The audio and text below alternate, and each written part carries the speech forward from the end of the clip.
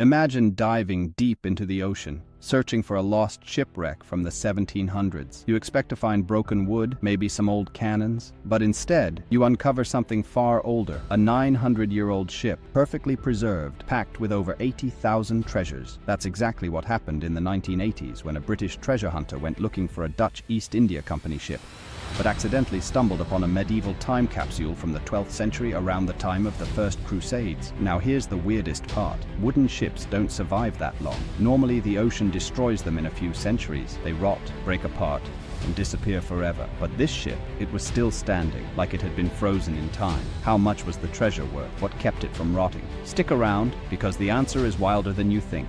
The secret to the ship's amazing preservation is mud, but not just any mud, a rare kind of seabed mud found in that region. This mud has a special property. It blocks bacteria from growing, and bacteria are what normally eat away at wood, turning it into mush over time. Without bacteria, the ship stayed perfectly preserved, like a time capsule buried under the ocean. And get this same type of mud has been used for thousands of years in China to protect dragon boats. After the dragon boat racing season, locals sink their boats in the river, embedding them in the mud so they stay in perfect condition until next season. So thanks to this magical mud, a 900-year-old ship full of untold riches was waiting to be discovered, just sitting there on the ocean floor. But how much was the treasure worth? When divers found the wreck, they just managed to get a tiny portion of its treasure, but even that sold for $15 million in 1985.